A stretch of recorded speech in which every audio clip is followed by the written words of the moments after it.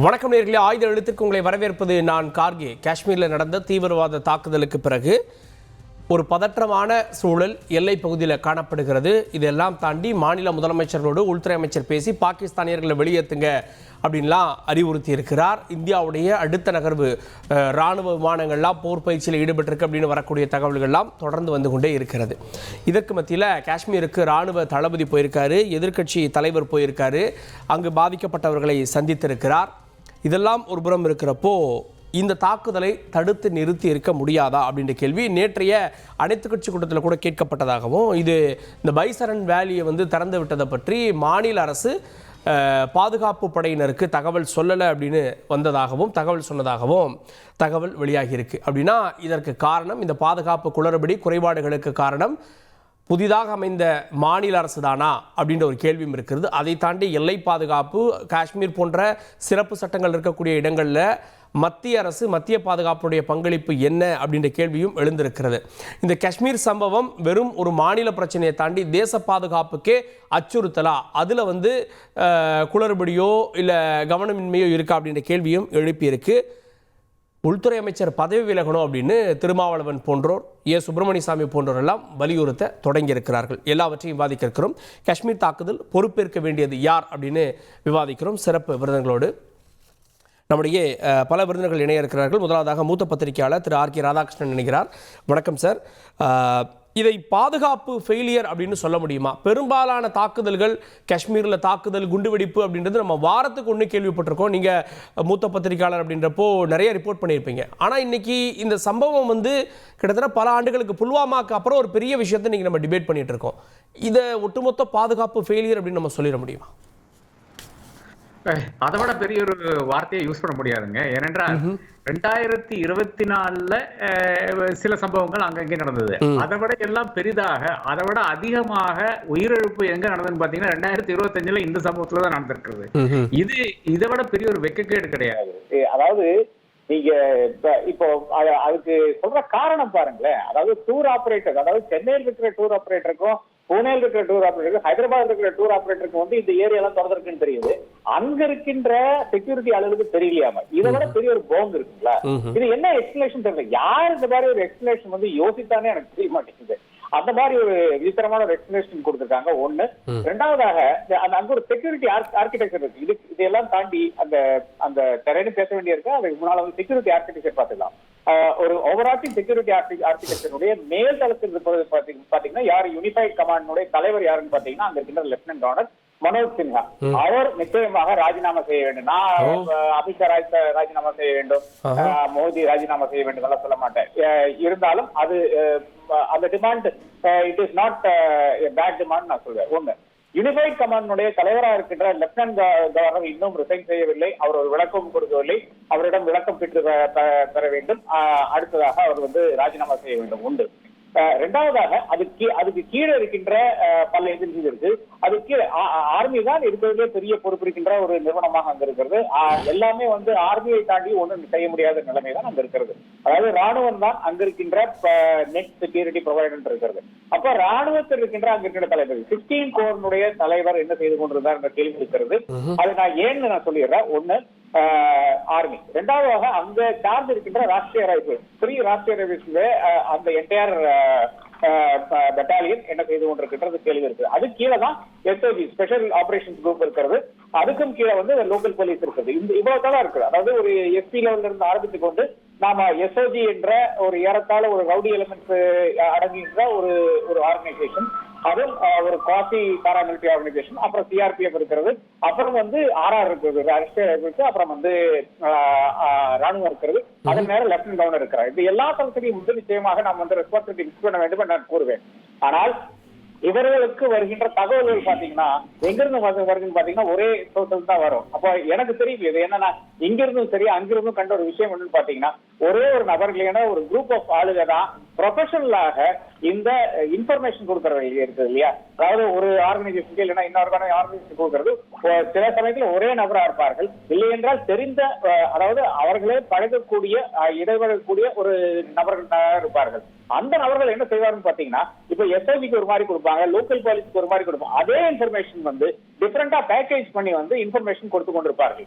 இங்க இதுல என்ன ஆகுது, இங்க பிரச்சனை என்ன வருதுன்னு பாத்தீங்கன்னா, increasingly இந்தியன் இன்டெலிஜென்ஸ் ஆனாலும் சரி, இந்தியன் அப்கோர்ஸ் ஐபிஎம் இருக்கிற இடம் தான், அதுக்கெல்லாம் நான் போகவில்லை. ஆனால் இந்தியன் இன்டெலிஜென்ஸ் ஆனாலும் சரி, இந்தியன் ஆர்மி ஆனாலும் சரி, இந்தியன் ஆர்ஆர் ஆனாலும் சரி, இவர்கள் எல்லாம் வந்து இன்க்ரீசிங்லி எலக்ட்ரானிக் இன்டெலிஜென்ஸ்ல மட்டும் தான் நம்பிக்கொண்டிருக்கிறார்கள். இப்ப தமிழகத்தை எடுத்துக்கொண்டீங்கன்னா கேமராவும் நம்பிக்கொண்டு ஏதாவது வண்டி ஓடிக்கொண்டிருக்கிறது. போலீஸ் வந்து இன்னைக்கு இருக்கின்ற போலீஸ் நம்முடைய கேமராகளில் நம்முடைய செல்போன்களை மானிட்டர் பண்ணதுல மட்டும்தான் அவர்களுடைய வண்டி ஓடிக்கொண்டிருக்கிறது என்பதால் உண்மை நிலையை தவிர லாஸ்ட் மைல் போலீசிங்கே கிடையாதுங்க. இங்க மட்டும் கிடையாது, காஷ்மீர்ல சொல்லவே வேண்டாம். அது யூபியா இருந்தாலும் சரி, எந்த அரசாங்கம் இருந்தாலும் சரி, அங்க இதுவே கிடையாது. அங்க ஒரு கவர்னன்ஸும் கிடையாது, ஒரு ஊரா இருக்கிறது. அப்ப என்னை பொறுத்தவரை எங்க ரெஸ்பான்சிபிலிட்டி ஃபிக்ஸ் பண்ண வேண்டும் என்று நீங்க கேட்ட கேள்விக்கு வந்து இந்த எல்லா தளங்களிலும் வந்து லோக்கல் எஸ்பியிலிருந்து ஆரம்பித்துக் கொண்டு அங்க இருக்கின்ற சிஆர்பிஎஃப் படையினர், அதை தாண்டி ஆர்ஆர், அதை தாண்டி நிச்சயமாக எஸ்ஓஜி, இவர் ஆர்மி 16 கோர்னுடைய தலைவர், அப்புறம் வந்து என்னை பொறுத்தவரை மனோஜ் சின்ஹா என்னை பொறுத்தவரை ஒரு செக்யூரிட்டி எக்ஸ்பர்ட், ஆர்மிக்காரர், அவர் வந்து பதவி விலக வேண்டும். இதுதான் என்னுடைய முதல் டிமாண்டாக இருக்கிறது. ஓகே, கேட்போம். மற்ற விருந்தினர்களும் இணைகிறார்கள். பாரதிய ஜனதா கட்சியிலிருந்து விவசாயிகளுடைய மாநில தலைவர் திரு ஜி கே நாகராஜன் இருக்கிறார். தொடர்ந்து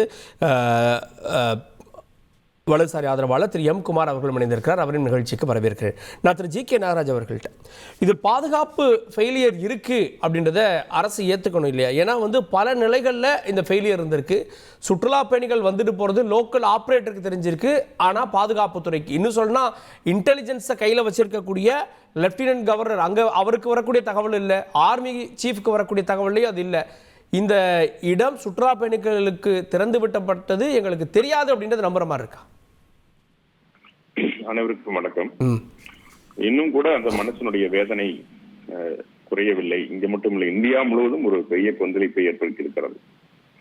சிலர் எதிர்கட்சி சார்ந்த சிலர் எரிகிற வீட்டுல புடுங்குற மாதிரி ஏதோ ஒரு காரணங்களை சொல்லி அதை அவருடைய அந்த போக்கை திசை திருப்ப பார்க்கிறார்கள். ஏப்ரல் 20ஆம் தேதி தான் அந்த பைசன்ங்கிற அந்த வேலி திறக்கப்பட்டிருக்கிறது டூரிஸ்டுக்காக. 22ஆம் தேதி இன்சிடென்ட் நடந்திருக்கு. இது என்டையர்லி வீடியோ கண்ட்ரோல்ல வர்றது, அந்த மாவட்ட ஆட்சியருக்கு கீழே இருக்கிற வீடியோ கண்ட்ரோல்ல வர்றது. ஜம்மு காஷ்மீரை பொறுத்த வரைக்கும் நீங்க அங்க இருக்கிற எஸ்பி கண்ட்ரோல்ல கீழே அது கீழே இருக்கிற ஜேகே போலீஸ் அழைத்தால் மட்டும்தான் ராணுவம் அங்க உள்ள போக முடியும். ஜேகே போலீஸ் கீழே சிஆர்பிஎஃப் இருக்காங்க, அவங்க வந்து அவங்களுக்கு துணைக்கு போவாங்க. அதையும் முடியவில்லை என்றால் ராணுவம் உள்ள போவாங்க. இதுதான் ஃபேக்ட். ஆக்சுவலி இதுதான் உண்மையான நிகழ்வு. அங்க போய் இது இல்ல ஒரு சில சந்தேகமாவே நான் கேட்கிறேன். இல்ல தமிழ்நாட்டுல ஒரு இஷ்யூ அப்படின்னு ஒரு அரசோ யாரோ அழைச்சா ராணுவம் வரும்னு புரிஞ்சுக்கலாம். காஷ்மீர் போன்ற ஒரு இடங்கள்ல அங்க இதுவரை நம்ம சந்திச்ச தாக்குதல்கள் என்ன, சந்திச்ச தீவிரவாதம் என்ன, மாநில போலீசார் அழைச்சாதான் துணை ராணுவ படை வரும். துணை ராணுவ படைக்கு அங்க எத்தனை கேம்ப்ஸா இருக்கு? துணை ராணுவ படைக்கு இருக்கு, ஆர்மிக்கு இருக்கு. இல்ல சார், அதான் சார் லா, அதான் சட்டம்ங்க. அதான சட்டம். நீங்க வந்து அவங்க கண்ட்ரோல்ல அவங்க அழைக்கணும். அதே மாதிரி நீங்க அங்க என்கவுண்டர் பண்றதுனா கூட டிஸ்ட்ரிக்ட் மேஜிஸ்ட்ரேட் இருப்பாரு, அவரோட பர்மிஷன் கேட்டுதான் நீங்க அங்க என்கவுண்டர் பண்ணணும். இல்லாட்டி மிலிட்டரி மேலேயே அவங்க வந்து எஃப்ஐஆர் போடுவாங்க. இதெல்லாம் வந்து லா, இது வந்து இருக்கிற லா விஷயம். ரெண்டாவதுங்க, அங்க இருக்கிற மக்களே, அங்க இருக்கிற டூரிஸ்ட் விரும்புற மக்கள், அங்க இருக்கிற காஷ்மீர் மக்களே எங்களுக்கு ராணுவத்தை நீங்க தொடர்ந்து கொடுக்க வேண்டாம், எங்களுடைய டூரிஸ்டம் பாதிக்கப்படுதுன்னு சொன்ன காரணத்தால அங்க ஜேகே போலீஸ் முழுமையா அந்த கண்ட்ரோல் எடுத்தாங்க. இது வந்து நிச்சயமா இது மத்திய அரசு மாநில அரசு ரெண்டு பேருடைய குறைபாடுகள் தான், அதுல மாற்று கருத்துக்கள் இல்லை. ஆனால் ஏறக்குறைய இந்த கடந்த ஆண்டுகளாக ஆர்டிகல் 370 நீக்கப்பட்டதுக்கு அப்புறம் இன்னைக்கு ஏறக்கூடிய 2,14,00,000 பேர் இன்னைக்கு டேட் வரைக்கும் அங்க சுற்றுலா பயணிகள் சென்று வந்திருக்கிறார்கள். அந்த பர்டிகுலர் அந்த பல்காம் அந்த பகுதியில் மட்டும் 2000க்கும் மேற்பட்ட சுற்றுலா பயணிகள் இருந்திருக்கிறாங்க. சோ இது வந்து ரொட்டீனா நீங்க வந்து நடந்துட்டு இருக்க விஷயம். ஆனா ஒரு நாடு, பாகிஸ்தான்ங்கிற ஒரு நாடே இப்படி ஒரு தீவிரவாத தாக்குதலை திட்டமிட்டு செய்கின்ற பொழுது எந்த நாடாக இருந்தாலும் அது பெரிய தடுக்கிறது என்பது ஒரு சாதாரண விஷயம் அல்ல. அவருக்கான முயற்சியைத்தான், ஒரு முடிவெற்ற விஷயத்தான் இப்ப நரேந்திர மோடி அவர்கள் கையில் எடுத்துக்கிறாங்க. ஆனா இதை வைத்துக் கொண்டு அரசியல் கட்சிகள் இல்ல நான் இன்னும் இல்ல அமித்ஷா பதவி விலகணுமா அப்படின்றதெல்லாம் வந்து அது பெரிய கேள்வி. அது கூட நான் போல. முதல்ல எல்லை பகுதி ராணுவம், அதை தாண்டி லோக்கல்ஸ் 2 பேர் ஈடுபட்டு இருக்காங்க. அப்ப அங்க இருக்கக்கூடிய இன்டெலிஜென்ஸ் தகவல் கொடுக்கறவங்க அதுல ஸ்மெல் பண்ணியிருந்தா கூட இது பண்ணியிருந்திருக்கலாம். இந்த டைப்பே நடந்திருக்கு பாருங்க. வெளியில இருந்து வந்திருக்காங்க, இவங்க சேர்ந்திருக்காங்க. ஏதாவது ஒரு நிலையில தடுத்திருக்க முடியும் இல்லையா? சார், இது ஐஎஸ் அங்க இன்டெலிஜென்ஸ் சர்வீசஸ் இருக்கிற மாநில அரசுடையதும் ஐபிங்கிற மத்திய அரசும் இதெல்லாம் இணைஞ்சு ஒரு கோஆர்டினேஷன். அந்த வேல்யூ திறக்கிறதுக்கு முன்னாடியே நீங்க வந்து ஒரு கோஆர்டினேஷன் மீட்டிங் போட்டிருக்கணும்.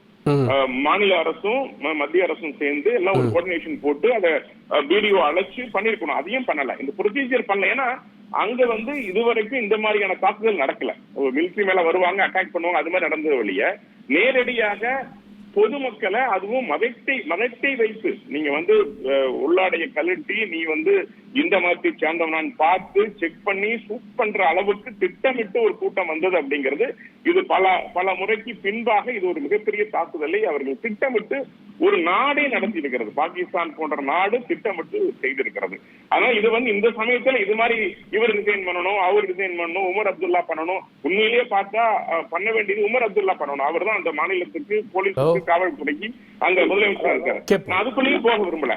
ஆனா பேசுறவங்க கொஞ்சம் மனசாட்சியோட பேசணும். ஏன்னா 68 கொடுமையான தாக்குதல்கள் காங்கிரஸ் ஆட்சி காலத்துல தினமும் நடக்கிற துப்பாக்கி சூடு ஒரு பத்திரிகை செய்தியில ஒரு சின்ன செய்தியாக வந்த காலம் மாறி போய் இன்னைக்கு இவ்வளவு பெரிய செய்தியாக வருகின்றது என்றால் அந்த அளவுக்கு அங்க இந்த கடந்த பல ஆண்டுகளாக ஆர்டிகல் அப்படியும் பார்க்கலாம். இல்ல பெட்டி செய்தியா வந்ததெல்லாம் சின்ன தாக்குதல், பெரிய தாக்குதல்னா பெரிய செய்தியா தானே வரும். இன்னைக்கு பெரிய தாக்குதல் நடந்திருக்கு. இல்ல சார், நேற்று ஹிந்துஸ்தான் டைம்ஸ் ஒரு ஆர்டிகல் போட்டிருக்காங்க. 68 தாக்குதல்கள் அழகா ஒன்னையும் பட்டியல் போட்டிருக்காங்க. ஈவன் அது பல இடங்கள் நான் கல்லூரியில் படிச்ச கூட சுட்டுக் கொல்லப்பட்டார்கள் அப்படிங்கிற செய்தி சின்ன செய்தியா போடுற அளவுக்கு காஷ்மீர்ல சட்ட ஒழுங்கு நிலை இருந்தது காங்கிரஸ் ஆட்சி காலத்துல. பட் இன்னைக்கு ஒரே விஷயம் முடிச்சிடறேன் மாறிடுச்சு. ஆனா நான் இப்போ சொல்றேனுங்க, வெளியிருந்து வந்து தாக்கி இருக்கின்ற தீவிரவாதிகள் மதத்தை வைத்து அடையாளத்தோடு தாக்கியிருக்காங்க. நாம இந்து முஸ்லீம் பார்க்க கூடாது. நான் கேட்கிறேன், பாகிஸ்தான் இந்தியா என்று பார்க்க வேண்டும். இன்னைக்கு அப்படித்தான் பார்த்தா தான் இது சரியான தீர்வு. இன்னைக்கும் சில தலைவர்கள் திருமாவளவன் போன்றவர்கள் பேசுற அந்த பேச்சுக்கள் வந்து நிச்சயமா அவர்கள் வாக்கு அரசியலை மையப்படுத்தி பேசுகின்ற பேச்சு ஏற்றுக்கொள்ளத்தக்கது அல்ல அப்படிங்கிறது என்னுடைய கருத்து. குறுக்கிட்டீங்க. இல்ல கார்கே, ஒரே ஒரு டிஃபரன்ஸ் ஒப்பீனியன் கார்கே. அதாவது இங்க இருக்கின்ற முதலமைச்சருக்கு இதுல ரோலே கிடையாது. லெப்டினன்ட் கவர்னர் தான் அங்கு இருக்கின்ற அனைத்து அதிகாரங்களும். இன்னும் சொல்ல போனால் செக்யூரிட்டி மீட்டிங்குக்கு உமர் அப்துல்லாவை கூப்பிடுறதே கிடையாது என்றதான் உண்மை நிலையா இருக்கிறது. இதை நாம் தயவு செய்து புரிந்து கொள்ள வேண்டும். அதனாலதான் உமர் அப்துல்லா இந்த பிக்சர்லயே கொண்டு வரவில்லை. அவருக்கும் இதுக்கு சம்பந்தமே கிடையாது. அவருக்கு செக்யூரிட்டி இஷ்யூஸ்ல ஒரு ரோலும் கிடையாது என்றதான் உண்மை நிலை. Manoj Sinha has to resign. Okay, கேப்போம். நான் திரு எம் குமார் அவர்கள். Omar Abdullah also is taking care of it. அவ்வளவுதான். ஓகே, கேப்போம். நான் திரு எம் குமார் அவர்கள். திரு எம் குமார், மாநில அரசு மேல பழி போட்டு தப்பித்துக் கொள்ள ஒரு முயற்சி நடக்கிறதா? இது வந்து ஒரு சாதாரண மாநிலங்கள்ல அப்படின்னா பரவாயில்ல. காஷ்மீருக்கு இருக்கக்கூடிய அதிகாரம் என்ன, அங்க இருக்கக்கூடிய லெப்டினன்ட் கவர்னர் என்னெல்லாம் அதிகாரம் வச்சிருக்காரு? இன்னும் சொல்லணும்னா இப்பதான் காஷ்மீர் பிரிக்கப்பட்டு அதனுடைய அதிகாரங்கள் பறிக்கப்பட்டு திரும்ப தேர்தல் நடந்து அதன் பிறகுதான் முழு மாநில அந்தஸ்து அப்படின்ற நிலைமை இருக்கப்போ ஒரு மாநில அரசு தான் பொறுப்புன்னா ஏத்துக்கிற மாதிரி இருக்கா? நான் ஒன்றை வெளிப்படையாக சொல்ல கடமைப்பட்டிருக்கின்றேன். எப்படி என்றால், உச்ச நீதிமன்றத்தில் இந்த தீர்ப்பு வரும் பொழுது அதை வந்து பாஜக அரசு அவங்களுடைய சட்டம் ஒழுங்கு சரியாகிவிட்டதா என்பதில் மிக தயக்கத்தோடு தான் நீதிமன்ற தீர்ப்பின் அடிப்படையில் நெருக்கடியில் அந்த தேர்தல் நடத்தப்பட்டது, தேர்தல் நடந்தது. அப்போ என்ன அர்த்தம்னா, பாஜகவினுடைய மனோநிலை எப்படி இருந்தது என்று சொன்னால், இன்னும் கொஞ்ச நாள் இருந்திருந்தால் இன்னும் அது சரியாயிருக்கும் என்று அது கருதியது. ஓகே. ஆனால் சூழ்நிலை வந்து அன்றைக்கு நீதிமன்ற உத்தரவை மதிக்க வேண்டும், நீதிமன்ற உத்தரப்படி நடக்க வேண்டும் என்பதற்காக அவசர கோலத்தில் தேர்தல் நடத்தப்பட்டது. அது அது அது நடந்து முடிந்தது. ஆனால் காஷ்மீரை பொறுத்தவரை எல்லா விஷயங்களும் நல்லாகத்தான் நடந்து கொண்டிருந்தது. ஒரே ஒரு கேள்வி. தேர்தல் நடந்ததுக்கு பிறகு அங்க முதலமைச்சர் பொறுப்பேற்றதுக்கு அப்புறம் தான் நிலைமை எப்படி இருக்கு அப்படின்னு சொல்ல வரீங்க? நான் அப்படி சொல்ல வரல. இந்த பாஜக அரசு, மோடி அரசு இதை தேர்தலை நடத்தி, ஏன்னா பல 20-30 வருஷமாக காஷ்மீரில் என்ன நடந்திருக்கிறது என்றது எல்லாத்துக்கும் தெரியும். அதனால் இன்னும் கொஞ்சம் நாளைக்கு அது இருக்கலாமோ என்று கூட பாஜகவுடைய மனநிலை, அப்படி மத்திய அரசுடைய மனநிலை அப்படி இருந்தது. ஆனால் நீதிமன்றம் வந்து அந்த தேதிக்குள் நடத்த வேண்டும் என்று உத்தரவிட்டதால் அந்த தேர்தல் நடத்தப்பட்டது. கூட்டணி அரசு, அதாவது உமர் அப்துல்லா தலைமையில் அரசு அமைக்கப்பட்டது. நம்முடைய ராதாகிருஷ்ணன் அவர்கள் சொன்னதில் ஒரு அளவுக்கு உண்மை இருக்கிறது. ஏன்னா அது வந்து அங்கே வந்து ஆளுநர், அங்கே பொறுப்பு வந்து மத்திய அரசோட பொறுப்பு அதிகம் இருக்கிறது. அதுக்காக உமர் அப்துல்லாவுக்கு சம்பந்தம் இல்லைன்னு கையெல்லாம் விரிக்க முடியாது. உள்ளூரில் உள்ள தீவிரவாதி சம்பந்தப்பட்டு அவருடைய வீடெல்லாம் இன்றைக்கி பாம் வெடித்து சிதறி இருக்கிறது. இதெல்லாம் பார்க்கும் பொழுது அங்கே வந்து அது நடந்த விஷயம், அதாவது செக்யூரிட்டி லேப்ஸ் இருக்கா இல்லையாங்கிறது இன்னும் ஒரு 4-5 நாள், ஒரு வாரத்தில் NIA மற்ற விசாரணை அமைப்புகள்லாம் விசாரித்து கொண்டிருக்கின்றன. பாதுகாப்பு லேப்ஸ் இருக்கா இல்லையா அப்படின்னு கேட்டால் நான் வந்து அதில் கவனக்குறைவு இருந்திருக்கு என்று நான் தயங்கவில்லை. ஏனென்று சொன்னால் உண்மையை பேச வேண்டும் என்பது என்னுடைய கிரவுண்ட் ரூல்ஸ். அதன் அடிப்படையில் நான் வந்து சமாளிக்கவோ எதுவும் ஆதரிக்கவோ நான் விரும்பவில்லை. செக்யூரிட்டி லேப்ஸ் இவ்வளவு மோசமான ஒரு சூழல் இருக்கும் பொழுது அங்கே ஒரு CRPF போட முடியுமா? அங்கே பேராமிலிட்டரி ஃபோர்ஸாக அங்கே இருந்திருக்க வேண்டும், அல்லது இராணுவம் இருந்திருக்க வேண்டும். அதிக கவனத்தோடு அந்த மாநிலத்தை நம்ம கவனித்திருக்க வேண்டும் என்பது என்னுடைய கருத்து. தினம் 2 பேர் 4 பேர் 5 பேர் நம்ம கடந்த ஆண்டு அந்த அந்த 370 ரத்தாகிற வரைக்கும் கடந்த காலங்களில் நம்ம பார்த்துட்டு இருக்கோம். தினம் 2-3 பேர் செத்துக்கிட்டு இருப்பாங்க.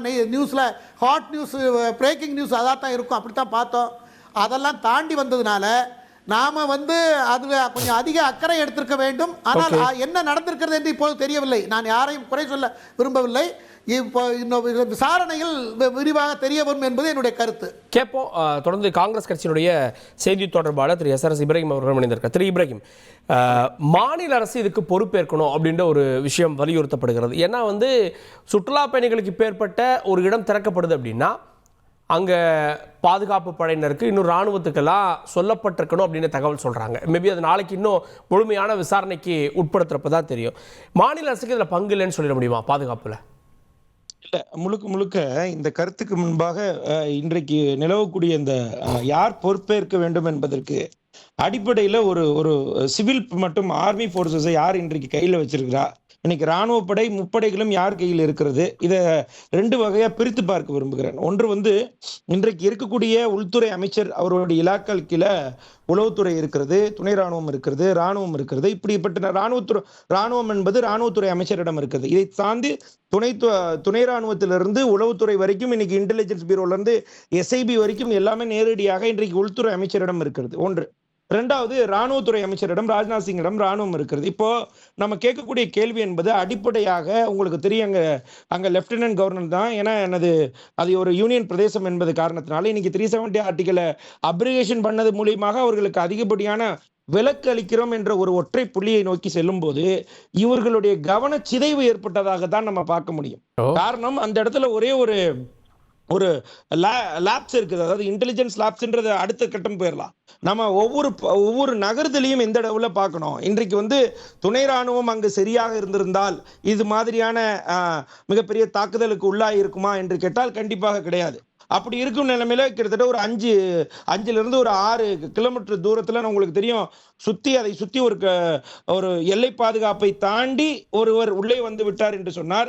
ஒண்ணு எல்லை தாண்டிய பாதுகாப்பை மீறி விட்டதா, இல்ல எல்லை பாதுகாப்பு குறைபாடு இருந்ததா என்ற ஒரு கேள்வி ஒண்ணு.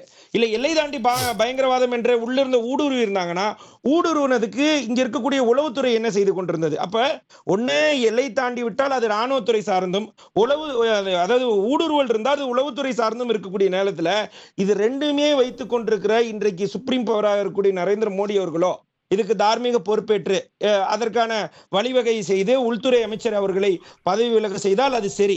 அப்படி இல்லை என்றால் ராணுவத்துறை அமைச்சரையும் பாதுகாப்பு ஆலோசகரையும் தார்மீக பொறுப்பேற்க சொன்னாலும் சரி. காரணம், நாங்கள் 2008 மும்பையுடைய தாக்குதலின் போது தொடர்ந்து 3 நாள் பயங்கரவாதிகளுக்கும் நம்மளுடைய இந்திய ராணுவர்களுக்கும் மிகப்பெரிய துப்பாக்கிச் சூடு நடைபெற்று 9 தீவிரவாதிகள் கொல்லப்பட்ட பின்பாக அன்றைக்கு இருந்து இந்திய தேசிய பாதுகாப்பு ஆலோசகராக இருந்த MK நாராயணன் அவர்களும் உள்துறை அமைச்சர் சிவராஜ் பாட்டீலும் அதை தாண்டி மகாராஷ்டிரால அன்றைக்கு காங்கிரஸ் கவர்மெண்ட் அவரு விலாசி தேவ் ராவ்னு சொல்லிட்டு அன்றைக்கு இருந்த முதலமைச்சர் அவர் உட்பட மூவரும் அன்றைக்கு தார்மீக பொறுப்பேற்று அதற்கு பதவி விலகினார்கள். அதுபோல இங்க இருக்கக்கூடிய பாஜக அரசு நடைபெற்றதா என்று கேட்டால் அது கேள்விக்கரம் தான். காரணம் இல்ல, இந்த சம்பவத்தை குறைத்து மதிப்பிடல. இதனுடைய உயிரிழப்பு அப்படின்றதையும் பாருங்க, நடந்த இடம் பாருங்க. 2008 மும்பையில் எத்தனை பேர் வந்தாங்க, எப்படி வந்தாங்க, எத்தனை இடம், 3 நாள் பத்தி எரிஞ்சது. அதை இதை நேரடியாக ஒப்பிட முடியுமா அப்படின்ற ஒரு சின்ன இது இருக்கு. இல்ல அதாவது ஒப்பிடுதல் என்பது தார்மீக பொறுப்பேற்றதுக்கு தான் நான் சொல்ல வரேன். நான் சொல்ல வர்றது நீங்க அப்படி கணக்கு பண்ணீங்கன்னா 2014 இருந்து பத்தான்கோட் விமான தாக்குதல் இருந்து, உரி தாக்குதல் இருந்து, ரியாசி தாக்குதல் இருந்து, அமர்நாத் தாக்குதல் இருந்து தொடர்ந்து தாக்குதல்கள் இருந்த வண்ணம் தான் இருக்கிறது. ஆனால் இதற்கு பொறுப்பேற்க வேண்டிய அமைச்சர் பொறுப்பேற்றாரா? நீங்க வினாத்தால் கசிவு ஏற்படுகிறது, கல்வித்துறை அமைச்சர் பொறுப்பல்ல அப்படின்னு சொல்றாங்க பாஜக. ரயில்வே துறையில் விபத்து தொடர்ந்து ஏற்படுகிறது, ரயில்வே துறை பொறுப்பல்ல. உளவுத்துறையில் மிகப்பெரிய செயலிழப்பு ஏற்படுகிறது, உள்துறை அமைச்சர் பொறுப்பல்ல. ராணுவத்துறை சரியாக இயங்கவில்லை என்றால் ராணுவத்துறை அமைச்சர் பொறுப்பல்ல. இதுதான் பாஜகவுடைய சித்தாந்தமாக இருந்து வருகிறது. இதற்கு யார் பொறுப்பேற்க வேண்டும் என்று கேட்டால் இதற்கெல்லாம் சுப்ரீம் பவராக இருக்கக்கூடிய நரேந்திர மோடி அவர்கள் தான் இதற்கு அடிப்படையாக பதவி விலக வைக்க வேண்டும், அதுக்கு அடிப்படையாக நடவடிக்கை எடுக்க வேண்டும். இன்றைக்கு பாஜகவுடைய மூத்த தலைவர் சுப்பிரமணிய சாமி அவர்கள் என்ன சொல்றாரு? Retaliation is not needed right now. அதாவது பதிலடியை தாண்டி இவர்களுக்கு உடனடியாக இதை பொறுப்பேற்று பதவி விலக வைப்பதுதான் இதுக்கு அவசியமான நடவடிக்கை என்று அவர் கருதி அதுக்கான பதிலையும் அந்த சமூக வலைதளத்தில். அப்போ நாங்க என்ன கேட்கிறோம், நீங்க அங்கிருந்து உங்களுக்கு தெரியும் இந்திய நாட்டுடைய பிரதமர் அவர்கள் சவுதி அரேபியா பயணத்தை ரத்து செய்துவிட்டு அவசரமாக நேரடியாக இங்கு இந்தியா வருகிறார். இந்தியாவில் VIP லாஞ்சிலேயே உடனே ஒரு மீட்டிங் நடக்குது. நேரடியாக எதுக்கு நம்ம எல்லாம் என்ன நினைச்சிட்டு இருந்தோம், ஜம்மு காஷ்மீர் மக்களை பார்க்க வராரு, சரி பஹல்கம் தான் போக போறாருன்னா நேரடியா பீகார் போய் எனது தேர்தல் பிரச்சாரத்தை மேற்கொள்கிறார். மக்களுக்கு அங்க நடந்த சம்பவத்திற்கு மக்களுக்கு ஆதரவாக நின்று தோளோடு தோள் நின்று நீங்கள் பதிலளிக்க வேண்டும், ஆறுதல் கூற வேண்டும். ஆனா அதை செய்யல. சரி, அனைத்து கட்சி கூட்டம் இந்திய நாட்டுடைய பிரதமராக இந்திய நாட்டின் மீது தொடுக்கப்பட்ட தீவிரவாதி தாக்குதலுக்கு அனைத்து கட்சி கூட்டத்துறை தலைவராக இந்திய நாட்டு பிரதமர் தான் இருந்திருக்க வேண்டும். ஆனால் அப்படி இல்லாமல் அவர் உள்துறை அமைச்சர் அமித்ஷா அவர்களை குமார் சார் வர பேசுவோம். இல்ல பேசுவோம் ஒரு நிமிஷம். அதாவது என்னன்னா பீகாரோடைய தேர்தல் பிரச்சாரத்தை முன்னெடுப்பதிலேயே இந்திய நாட்டு பிரதமர் முன்னிலை காட்டுகிறார், காரணத்தை கொண்டும் பகல்காமுக்கு ஆர்வம் காட்டுகிறார். ஏன் பிரதமர் போலன்னு கேக்குறீங்க? உள்துறை அமைச்சர் போயிருக்காரு, உடனடியா போயிருக்காரு, அதையும் நம்ம பார்க்கணும். காஷ்மீர் தாக்குதல் பொறுப்பேற்க வேண்டியது யார் விவாதித்து வருகிறோம். குமார் குறுக்கிட்டீங்க.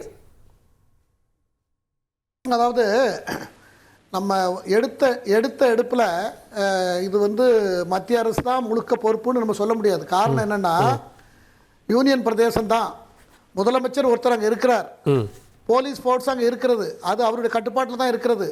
அவருக்கு அடிஷ்னலாக செக்யூரிட்டி வேணும்னா, பாதுகாப்பு வேணும்னா, ஸ்ட்ரென்தன் பண்ணணும்னு அவருக்கு ரிப்போர்ட் அனுப்புனா அல்லது கேட்டால் மத்திய அரசு அடுத்த செகண்ட் செய்து கொடுத்துருக்கோம். அது என்னங்கிறது நமக்கு இப்போ தெரியல, அதெல்லாம் விசாரணையில் தான் தெரியும். எடுப்பில் முழுக்க மத்திய அரசு மேலே பழியை போட முடியாது. அதுக்காக உள்துறை அமைச்சர் ராஜினாமா பண்ணணும், அப்படிங்கிற இராணுவ அமைச்சர் ராஜினாமா பண்ணணும் அப்படின்னாக்கா நிறைய பேசலாம், கள்ளக்குறிச்சியை சொல்லலாம், ஏகப்பட்ட உதாரணங்கள் இருக்கிறது. அதெல்லாம் பிரச்சனை. இப்போ நம்ம வீட்டில் இன்றைக்கி ஒரு பெரிய ஒரு நம்ம நாட்டுக்கு ஒரு பெரிய இழப்பு ஏற்பட்டிருக்கிறது. அதை எப்படி அதை ஃப்யூச்சரில் வராமல் இருக்கிறதுக்கு என்ன செய்யணும், அதற்கு என்னென்ன நடவடிக்கைகள், வார் வரக்கூடிய சூழ்நிலையெல்லாம் விவாதங்களில் போய் கொண்டிருக்கிறது. நமக்கு என்ன சர்ஜிக்கல் ஸ்ட்ரைக்கா, என்ன செய்ய போகிறோம்? சிந்து நதி ஒப்பந்தத்தை ரத்து பண்ணியிருக்கோம், அவங்க ரத்து பண்ணியிருக்காங்க. ஆமாம், ரத்து பண்ணியிருக்காங்க. இன்னும் ஃபர்தரா எதுல எப்படி போகுதுங்கிறதையே எவ்வளவு பதட்டமா இருக்கும். நம்ம இங்க இந்த டிவியில வந்து அவரை நீக்கணும் இவரை நீக்கணும் அவர் விலகணும்னு பேசுறது அது அவ்வளவு நாகரிகமாகவும் இல்ல சரியானதாகவும் இல்ல. முழு முழு ஒரே ஒரு குறுக்கீடு இந்திய நாட்டு பிரதமரை பாஜக விமர்சிக்கலையா? இல்ல இல்ல சார் பதவி விலக சொல்லையா? இல்ல இல்ல இல்ல அத்வானி வரைக்கும் அவர் சொல்லலையா? ஏன் இந்தியாவுடைய குஜராத்துடைய முதலமைச்சரா அவர் சொல்லையா இந்த வார்த்தையை? ஓகே ஓகே ஓகே அந்த கேள்விக்கு பதில் சொல்லுங்க. இருங்க இப்ப நீங்க 2008 பாஜக தலைவர்கள் என்ன விமர்சனங்களா வச்சாங்க? நியூரோ ஆஃப் இந்தியா சொன்னாங்க. அவங்க எப்போ சொன்னாங்கன்னா லேப்ஸ் செக்யூரிட்டி லேப்ஸ் வந்து இருக்குன்னு பேச்சு அடிப்பட்ட பிறகு அவங்க ஆரம்பிச்சாங்க. நாம எடுத்த இடத்துல நம்ம நேர ஒரு அரசு மேற்பட்ட தாக்குதலுக்கு பின்பாகவா சொல்லுவீங்க இது உளவுத்துறையுடைய செயலிழப்பு இல்ல? நியாயம் வேணாமா சொல்றதுக்கு? ஓகே ஓகே ஓகே இல்ல இல்ல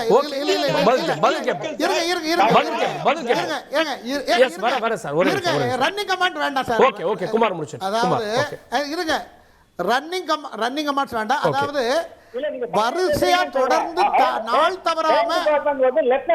தவறாம நம்ம சிப்பாய்கள் ராணுவ சிப்பாய்கள் சார்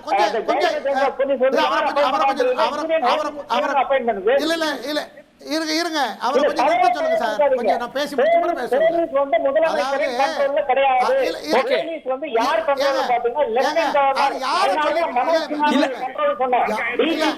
குமார் அவர் என்ன கேட்கிறார்? ஆர்கே என்ன கேட்கிறாருன்னா அங்க இருக்க போலீஸ் லெப்டினன்ட் கவர்னர்களுடைய கண்ட்ரோல்ல இருக்கு.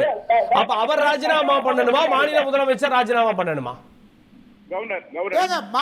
அங்க இருக்கிற சூழல் கிரவுண்ட் ரியாலிட்டி அங்க இருக்க பதட்டமா இருக்கா அங்க பாதுகாப்பு எப்படி கொடுக்கணுங்கிறத மாநில முதலமைச்சர் மாநில போலீஸ் அதை கண்காணித்திருக்க வேண்டும். அவர்களை அடிஷனலா தேவைப்படும் என்றால் மத்திய அரசு தொடர்பு கொண்டிருக்க உமர் அப்துல்லா பாதுகாப்பு தொடர்பான ஆலோசனைக்கு அழைக்கல அப்படின்னு அவர் குற்றச்சாட்டை முன்வைக்கிறார். எந்த ஆலோசனைக்கும் அழைக்கிறது இல்லைன்னு. அதாவது அது மேல்மட்ட ராணுவ மற்ற பாதுகாப்பு விஷயங்கள்ல இருக்கலாம். ஆனால் ஒரு மாநிலத்தை ஆளக்கூடிய முதலமைச்சர் அங்க இருக்கிற சூழ்நிலை அங்க இருக்கிற கூட்டம் ஜனங்கள் வர்றது போறது இதுக்கெல்லாம் பாதுகாப்பு ஏற்பாடுகள் எப்படி இருக்குன்னு டே டு டே பேசிஸ்ல அதை கண்காணித்து அதற்கு அறிக்கை அனுப்புறாரா என்னங்க நமக்கு தெரியாது. தெரியாம நாம அவரை விலகணும் இப்ப சொல்ல வேண்டிய அவசியம் இல்ல. ஒரு நிமிஷம் குமார் அவசியமே இல்ல அது வந்து என்ன ஆகும்னா அவங்களுடைய மனசை புண்படுத்துற மாதிரி அமையும்ன்ற. ஓகே திரு ஆர்கே இது நீங்க வந்து இப்படி தவறான தகவல் வந்து பதிவு செய்யறதுக்கு நீங்க அனுமதி கொடுக்க கூடாது கார்கே. அதாவது அனைவருக்கு தெரிஞ்ச விஷயம் ஜம்மு அண்ட் காஷ்மீர் போலீஸ் வந்து யாருடைய கண்ட்ரோல் இருக்குன்னு பாத்தீங்கன்னா லெப்டினன்ட் கவர்னர் மனோஜ் சின்ஹாவுடைய கண்ட்ரோலே இருக்கிற அது நிச்சயமாக முதலமைச்சரோட கண்ட்ரோலே கிடையாது. முதலமைச்சருக்கும் அங்க இருக்கின்ற போலீஸ் போர்ஸுக்கும் ஒரு சம்பந்தமும் கிடையாது. அவர் ஒரு இன்ஸ்ட்ரக்ஷன் கூட கொடுக்க முடியாது. இதுதான் லெப்டினன்ட் கவர்னருடைய கண்ட்ரோல் தான் முழுக்க இருக்குது. இல்ல தேர்தல் இல்ல சார் அமைதி ஒரே நிமிஷம்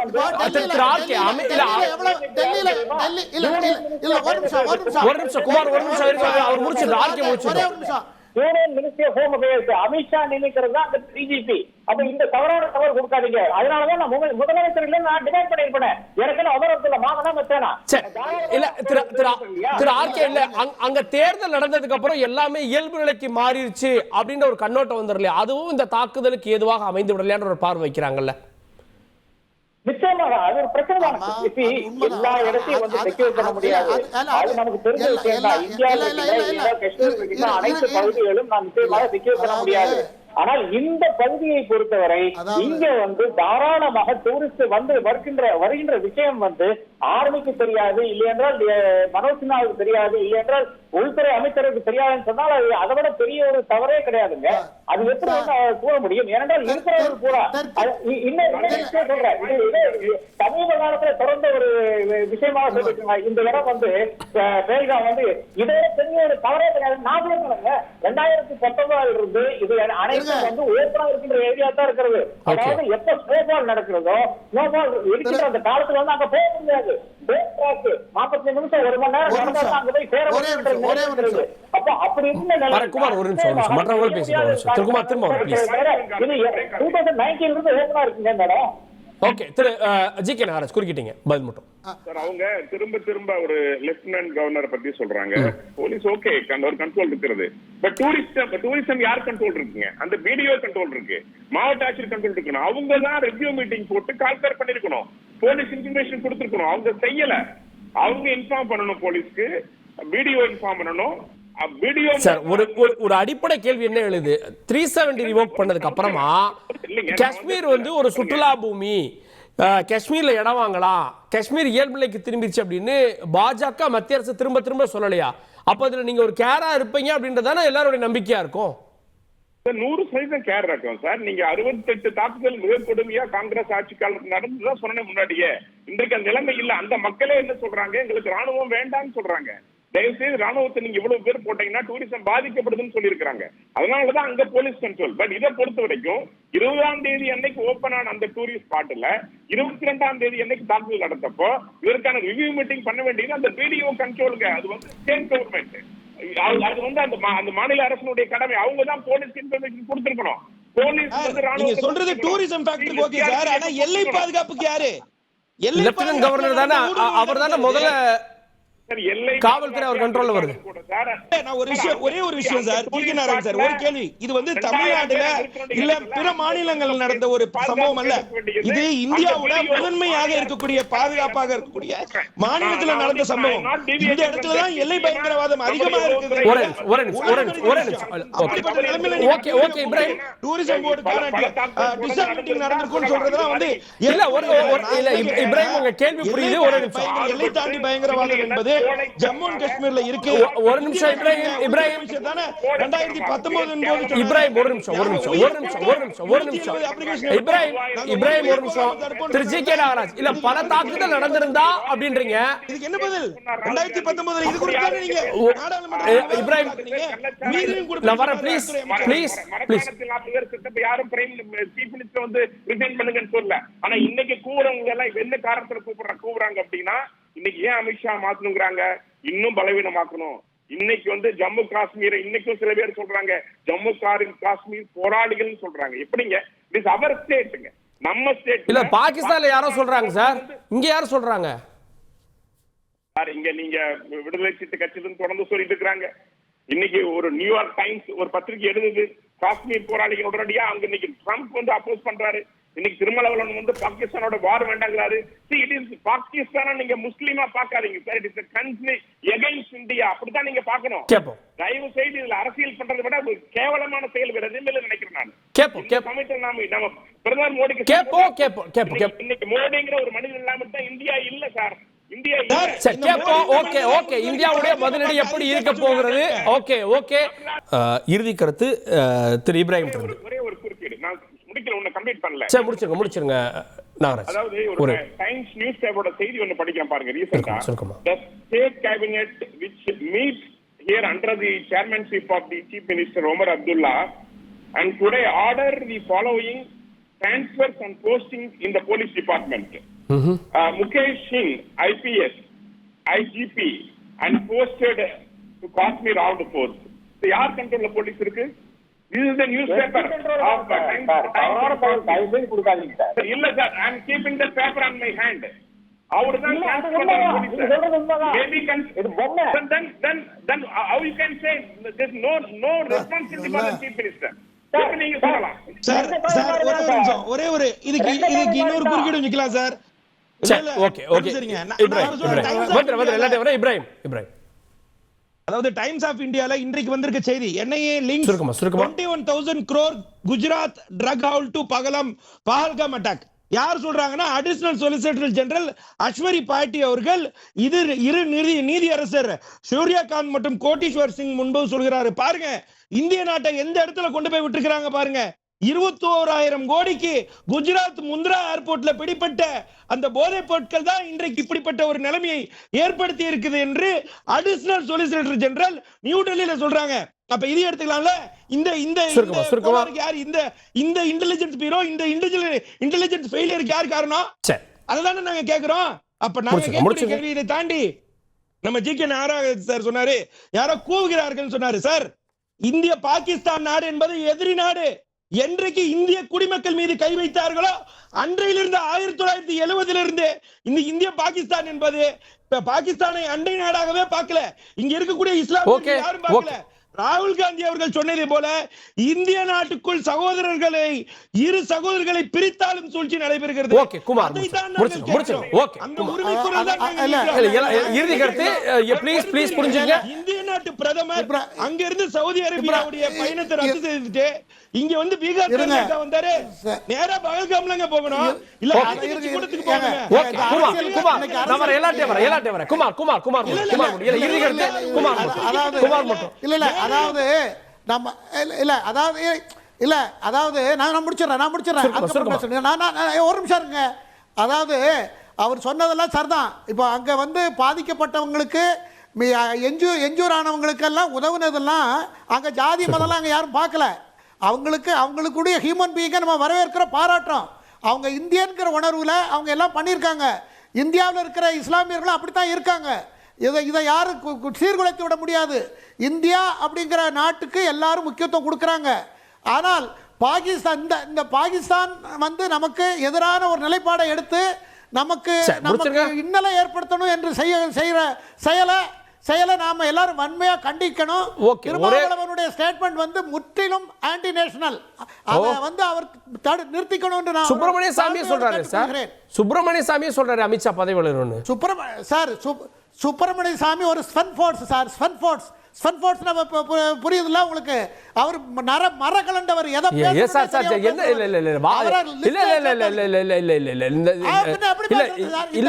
விமர்சனங்கள் தரக்குறைவாக யூஸ் பண்ணக்கூடாது.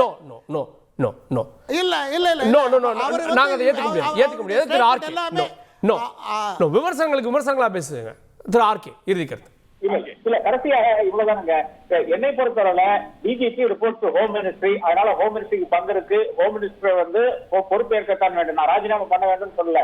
எல்ஜி ராஜினாமா பண்ண வேண்டும். ஒண்ணு. இரண்டாவதாக ஒரு ஸ்பெஷல் பார்லிமெண்ட் கூட்டம் தேவைப்படுதுங்க. அந்த பார்லிமெண்ட் கூட்டத்தை கூட்டி அனைத்து கட்சிகளும் பாராளுமன்றத்திலே அனைத்து மெம்பர்ஸும் பேசுமேங்கிற பேசி அனைவரும் வந்து ஒன்னா தான் இருக்கும் அந்த இஷ்யூல. இல்ல அது அனைத்து கட்சி கூட்டத்திலே அது வந்துடலையா? இல்ல அனைத்து கட்சி கூட்டத்திலே நோக்கமே அதானே நேத்து? இல்ல அது ஆல் பார்ட்டி மீட்டிங்க. நான் சொல்ற பாராளுமன்றத்தை கூடி பாராளுமன்றத்தில் இருக்கிற மெம்பர்ஸ் எல்லாம் சேர்ந்து பேசி அதன் பிறகு குழுவாக நம்ம ஒவ்வொரு நாட்டுக்கு போயிட்டு பாகிஸ்தானோடு இருக்கின்ற அந்த இது ரிலேஷன்ஷிப் வந்து எல்லாரும் களைய வேண்டும். இல்லை என்றால் நீங்க வந்து இந்தியாவோட ரிலேஷன்ஷிப் வந்து நீங்க வந்து களைய போறீங்க என்ற அந்த கருத்தை வந்து அப்கோர்ஸ் டிப்ளமேட்டிக்கலி கன்வே பண்ண வேண்டும். அதன் பிறகுதான் நான் ஒரு பாகிஸ்தானுக்கு எதிரான ஒரு ஆக்ஷன் எடுக்க வேண்டும் நான் கருதுகிறேன். திருமாவளவனுடைய கருத்து அதை வந்து நான் வந்து ஒரு காலத்தில் ஒத்துக்கொள்ள முடியாதுங்க. இந்த மாதிரி பேச்சுக்கு இடமே கொடுக்கூடாது. பின்னாடி என்ன சொன்னா நீங்க தான் ஆன்டி நேஷனல், நீங்க தான் சேர்ந்து செயலை செஞ்சிருக்கீங்க. நான் சொன்னா அது எவ்வளவு பெரிய ஒரு போக்கா இருக்கும். அந்த பேச்சுக்கு அந்த வாதத்துக்கு ஆதாரம் கிடையாது, இந்த வாதத்துக்கு ஆதாரம் கிடையாது. திரு ஜி கே நாராஜ் முடிச்சிருங்க. வெளியிருந்து ஹார்ட் கோர் தீவிரவாதிகள் துப்பாக்கியில சுடுறதுக்கும் இங்க இருந்து பேச்சின் மூலமாக தீவிரவாதத்தையும் பிரிவினவாதத்தையும் உண்டாகிறதுக்கும் பெரிய வித்தியாசம் நான் பாக்கலைங்க. இன்னைக்கு எல்லாரும் நிக்கணும். பாகிஸ்தானியர்களாகத்தான் அவங்களை பார்க்கணும் இல்லையா? இந்து முஸ்லீமா பார்க்கணும். அங்க ஒரு குதிரை அங்க வந்து தன்னோட உயிரை காப்பாற்றி ஒரு முஸ்லீம் தான் காப்பாற்றி கொடுத்திருக்காரு. ஆனா இங்க இவங்க அங்க முதல் கட்டமா காப்பாற்றின எல்லாருமே முஸ்லீம் தான். இது அகைன்ஸ்ட் இந்தியா. இது வந்து நிச்சயமாக பிரிவினையை உண்டாக்க அவங்க முயற்சிக்கிறாங்க. சரி இப்ராஹிம் ஒரே வரி இப்ராஹிம் ஒரே வரி. நீங்க நான் கேக்குறது வானதி சீனிவாசன் அவர்கள் சார்பா உங்களுடைய தமிழக பாஜக சார்பா ஒரு நினைவேந்தல் நடத்துனீங்கல்ல, ஒரு அஞ்சலி செலுத்துனீங்கல்ல, அதுல இந்து சக மக்கள் தான் இருந்துச்சு. அதுல இஸ்லாமியரும் சேர்ந்து தானே இறந்திருக்காங்க தீவிரவாத தாக்குதல்ல. அதையும் போடல. இந்திய குடிமக்கள் ஏன் போடல? நீங்க இந்திய குடிமக்கள் போட்டீங்களா? அதான் கேக்குறோம். ஒருமைப்பாட நீங்க நிலைநாட்டுங்க. நாங்க நிலைநாட்ட தயாராக இருக்கிறோம். பாப்போ அடுத்த கட்ட நகர்வு அப்படின்றது என்ன, போருக்கான ஆயத்தமா அப்படின்ற கேள்வி எழுந்திருக்குது. பொறுத்து பார்க்கலாம். விவாதத்தில் இந்த சிறப்பு நிகழ்ச்சிக்கு நன்றி. பார்த்தவங்களுக்கும் நன்றி நேயர்களே. தொடர்ந்து இணைந்தீர்கள் தந்தி தொலைக்காட்சியுடன்.